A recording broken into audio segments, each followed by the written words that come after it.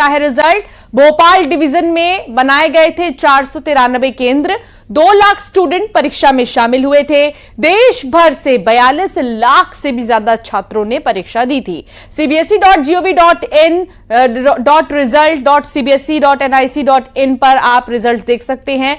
तो किसी भी वक्त जारी हो सकता है सीबीएसई 10वीं और 12वीं का रिजल्ट। छात्रों के लिए बहुत जरूरी खबर है, जल्द जारी होगा रिजल्ट। भोपाल डिवीजन में 493 केंद्र बनाए गए थे। हालांकि पूरे साल मेहनत करने के बाद एग्जाम के बाद फिर रिजल्ट का इंतजार जो होता है वो काफी ज्यादा लंबा हो जाता है, लेकिन अब इंतजार खत्म होने वाला है क्योंकि बहुत जल्द सीबीएसई के रिजल्ट्स भी आ जाएंगे। ऑफिशियल जो वेबसाइट है सीबीएसई की, आप उस पर जाकर रिजल्ट देख सकते हैं।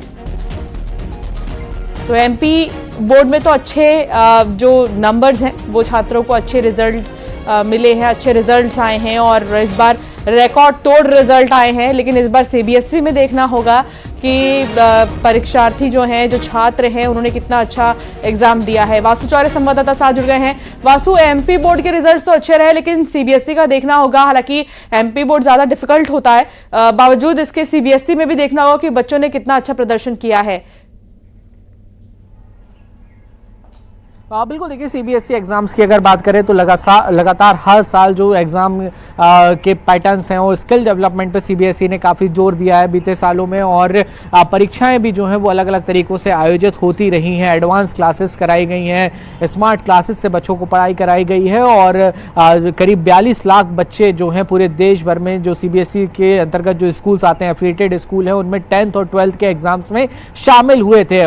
बच्चों की परीक्षाएं जो हैं वो फरवरी मार्च के महीने के दौरान जो है वो पूरी हुई और इसके बाद से लगातार बच्चे अपने रिजल्ट आने का जो इंतजार है वो कर रहे हैं, क्योंकि 10th क्लास अपने आप में बहुत महत्वपूर्ण होती है। 10th के बाद आपको अपनी स्ट्रीम सेलेक्ट करनी होती है, आपको साइंस में जाना है, बायो में जाना है, कॉमर्स में जाना है, आर्ट्स में जाना है। तो बच्चों ने अपना मन बना लिया होगा, लेकिन जो सब्जेक्ट मिलते हैं, जो स्ट्रीम मिलती है, वो परसेंटेज के हिसाब से भी कई बार डिफर कर सकती है। तो ये एक महत्वपूर्ण पड़ाव होता है और 12th के बाद तो होता ही है। आपकी स्कूल लाइफ के बाद आपका एक जो प्रोफेशनल कैरियर होता है, जिस दिशा में आपको कदम बढ़ाना है, वो आपकी एक जिंदगी जो है वो शुरू हो जाती है। तो 15 मई के बाद से जो अलग अलग सरकारी कॉलेजेस हैं, जो प्राइवेट कॉलेजेस हैं, तो उनमें नामांकन की जो प्रक्रिया है, एडमिशन की जो प्रक्रिया है, वो भी शुरू होने वाली है। तो उससे पहले ही सीबीएसई अपने परीक्षा परिणाम अब घोषित करने वाला है। जो जानकारी मिल रही है फिलहाल उसके अनुसार मैं आपको बता दूं कि किसी भी वक्त सीबीएसई के जो 10th और 12th के नतीजे हैं वो आ सकते हैं। कॉपी चेकिंग का काम पूरा हो चुका है। वेबसाइट पर जिस तरीके के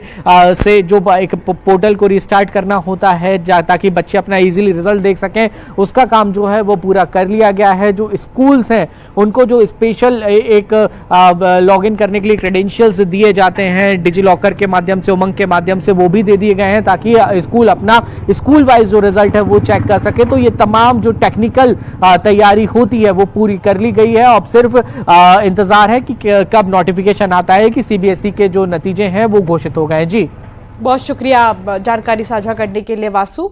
इंतजार है कि जल्द से जल्द